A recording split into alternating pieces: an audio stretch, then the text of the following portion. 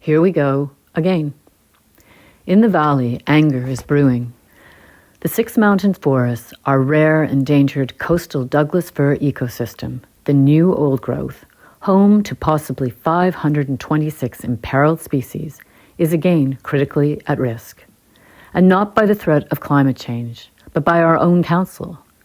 Recently, the newly configured council voted 4-3 to make logging our community forests a priority in the 2026 strategic plan.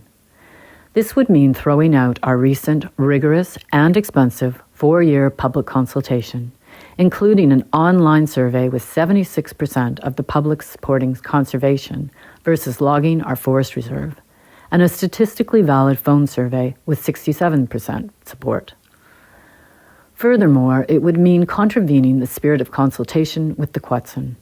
And to top it all off, there is no longer a forest advisory committee to advise.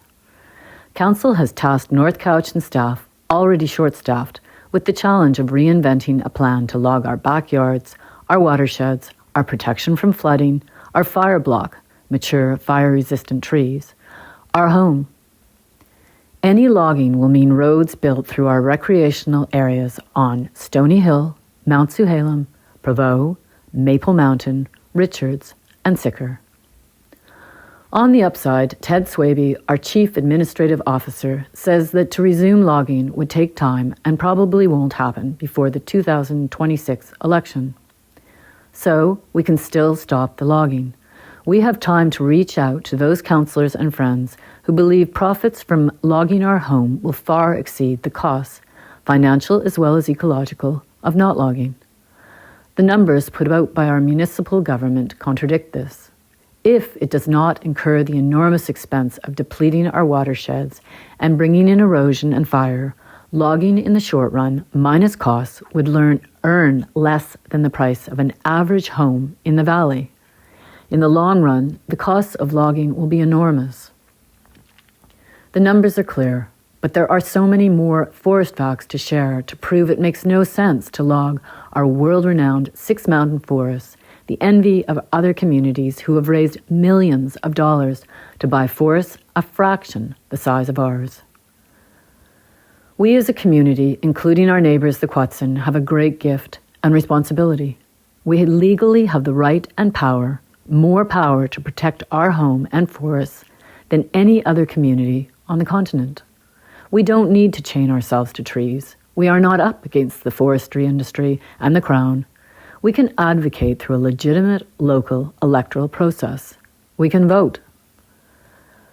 Recently, one of the councillors who supports logging our Six Mountains said, "If the public doesn't want logging, vote me out." Okay, all we need to do is share the facts. For 4 years we did this and won. We can do it again. But let us be clear, anger will not win the war.